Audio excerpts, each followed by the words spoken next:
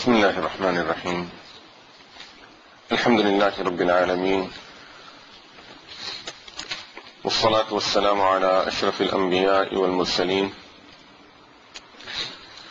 سيدنا ونبينا محمد وعلى آله وأصحابه وأزواجه ومن تبعهم بإحسان إلى يوم الدين.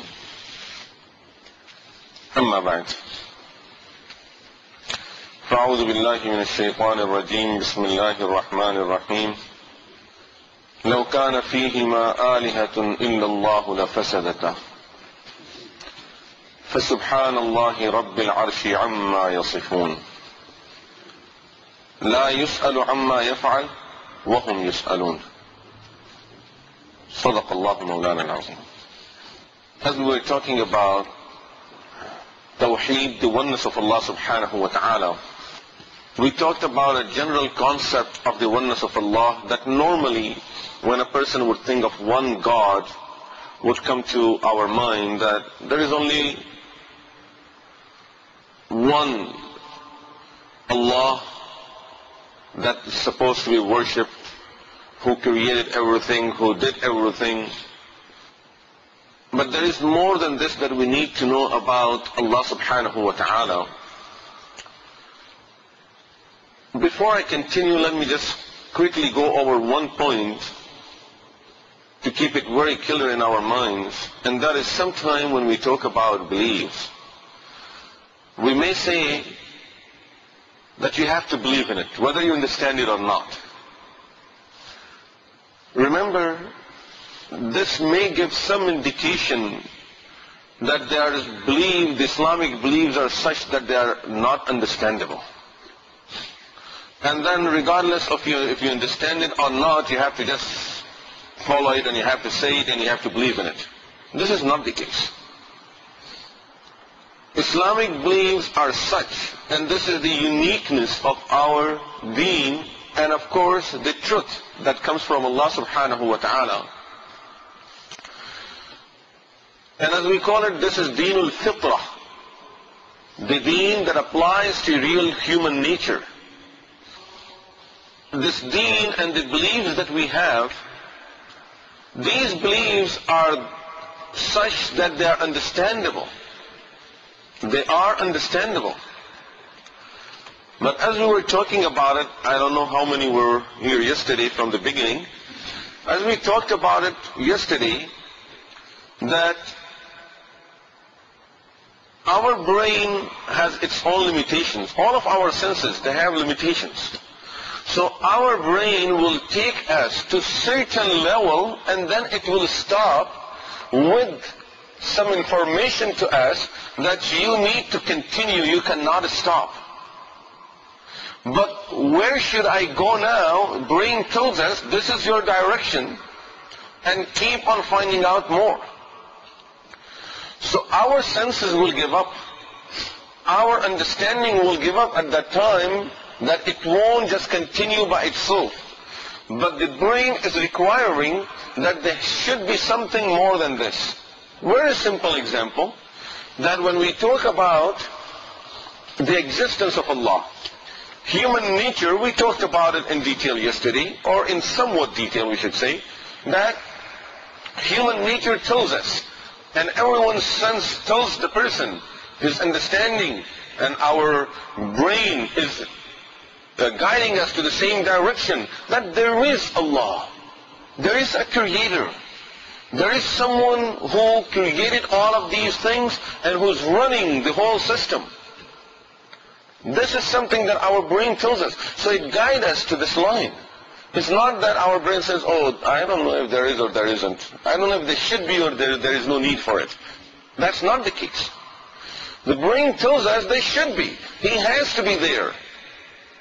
If someone were rejected, a person who really uses the senses, has the right use of senses, will be able to say, no, there has to be some creator. So our brain guides us to that line and then tells us that he is there. And now, find out from him everything that you need to know about him. I'm limited to that extent.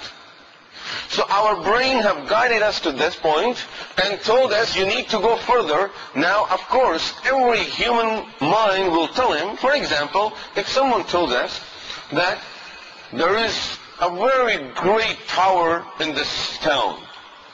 So now, there's a long tower, so I have some picture of it, and everyone that comes to this town will be looking for that tower. As far as now, the color of it, how does it look like, what feeling you will have once you climb the tower, all of those things are something that you will have to find out once you get over there. So my brain told me, the information that I got, it tells me that there is a tower. Now, my brain is telling me the tower has to be tall, it has to be long, and that's all I find out about it. As far as what color should be of this tower, is there a specific color that all towers should be of that color, and if that is not the color of this tower, then this is not a tower? There isn't anything like this. So I have to go and find out from there. What will be my feeling once I climb? What can I see once I climb this tower? My brain is telling me once you climb higher, you will be able to see a lot. But what does that a lot mean? Can you explain that to me? No. You go and climb there and you'll find out yourself. So the brain is telling me is guiding me to that extent that there will be something once you climb over there. And you will find out something more. Same thing over here. That our brain is guiding us to the oneness of Allah subhanahu wa ta'ala. As far as the attributes of Allah, this is something that the brain cannot just get it by itself. But remember, still, it won't give up. It's only that it cannot grasp the information by itself. But once the information is related to us, is not understandable. It's not that something is not ununderstandable, I should say. It's not ununderstandable, so that we can keep it very clear. That it is very understandable that when we look at the attributes and the things that we learn about Allah subhanahu wa ta'ala, then brain starts confirming, oh yes, this is true. It has to be this way. It has to be this way. And he has to be this. So it is all understandable. And it is all acceptable. But it's only that the brain, because of its own limitations, cannot get all of that information by itself. So then we need some external source of information, which is wahi. So Allah subhanahu wa ta'ala informs us that this is who I am. As far as am I there or not, that is something we already believed in it. I'll tell you something very interesting. Quran talks about it, but normally we don't get it when we sometimes don't experience these things. Only last week, we were at a gathering where we had a dialogue.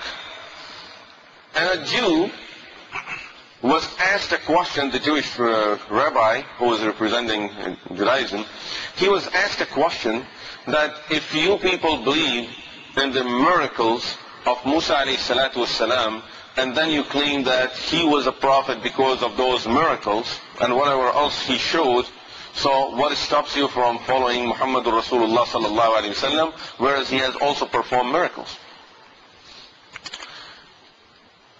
And I was really surprised to hear that, because he said exactly something that is already in the Quran. He said, miracles mean nothing to us.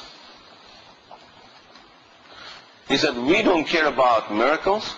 We don't even care about what the Prophet says. Our thing is, we believe in Moses as a prophet because he took our people on the Mount Sinai, and our people heard God speaking. This is why we believe that he was a prophet. وَإِنْ قُلْتُمْ يَا مُوسَى لَن نُؤْمِنَ لَكَ حَتَّى نَرَى اللَّهَ جَهْرَةً فَأَخَذَتْكُمُ الصَّاعِقَةُ وَأَنْتُمْ تَنْظُرُونَ ثُمَّ بَعَثْنَاكُمْ مِنْ بَعْدِ مَوْتِكُمْ لَعَلَّكُمْ تَشْكُرُونَ. Remember when you said, oh Musa, we won't believe in you until we see Allah with our own eyes. So now, it's not trusting Musa alayhi salam, it's trusting our eyes. فَأَخَذَتْكُمُ الصَّاعِقَةُ وَأَنْتُمْ تَنْظُرُونَ. And finally, what happened was the 70 people that were chosen according to our a hadith that the 70 people that were chosen, they went on the mountain with Musa alayhi salatu wasalam, and they heard